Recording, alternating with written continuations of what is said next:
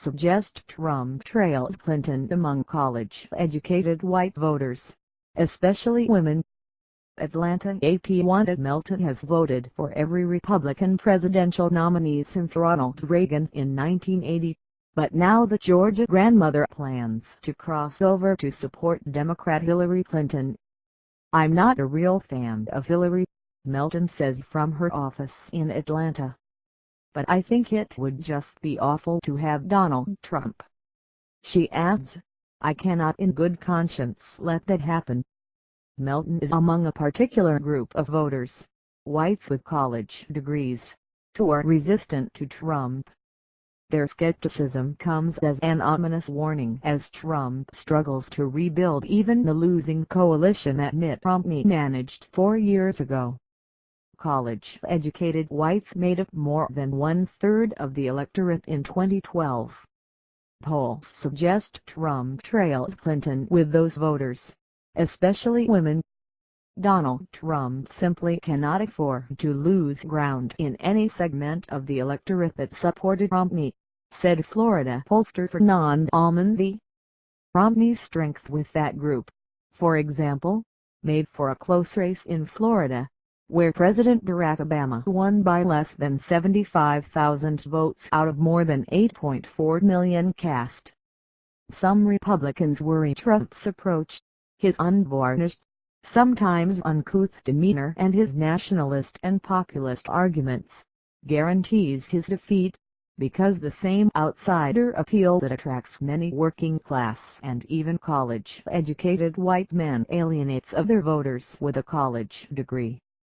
Ann Robinson, 64, is a lifelong Republican in Trump's home state of New York, a Democratic stronghold that the real estate tycoon cites as an example of where he can expand the map.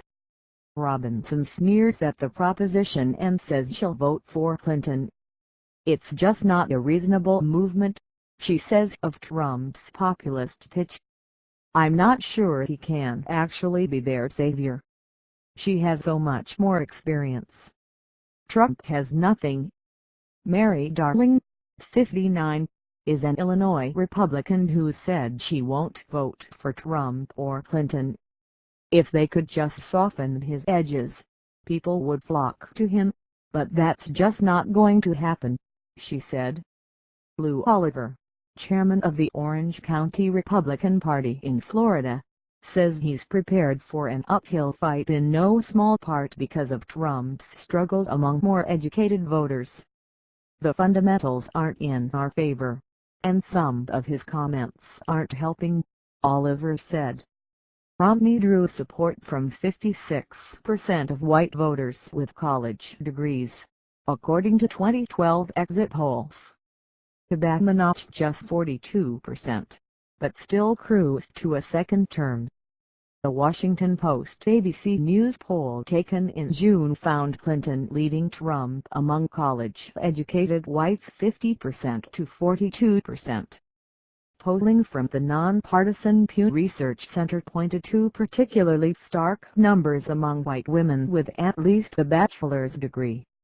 At this point in 2008 and 2012, that group of voters was almost evenly divided between Obama and the Republican nominee. This June, Pew found Clinton with a 62-31 advantage. Conversely, Pew found Trump still leads, albeit by a slightly narrower margin than did Romney at this point, among white women with less than a bachelor's degree. Should Trump fail to even replicate Romney's coalition, he has little hope of flipping many of the most contested states that Obama won twice, particularly Florida, Colorado and Virginia. Trump's struggles among college whites have Democrats eyeing North Carolina, which Obama won in 2008 before it reverted back to Republicans, and even GOP-leaning Arizona and Georgia. The education gap for Trump isn't new. Exit polls in the Republican primaries found him faring better among less educated groups. Trump particularly struggled with better educated Republicans when Florida Senator Marco Rubio, RFL, was in the presidential race.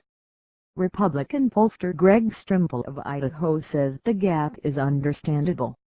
Voters without a college education, he said, are more likely to be struggling financially, to feel alienated from the political class Trump rails against, and to find solace in his promise to stop illegal immigration.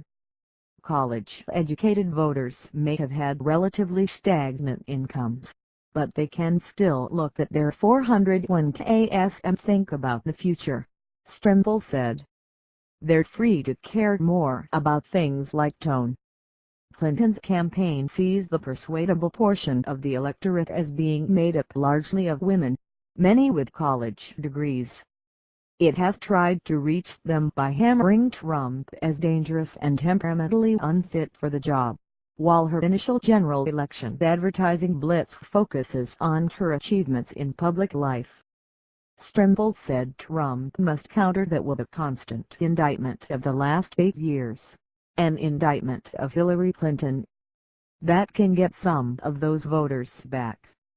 The question for Trump, though, is how many wanted Meltons are already lost.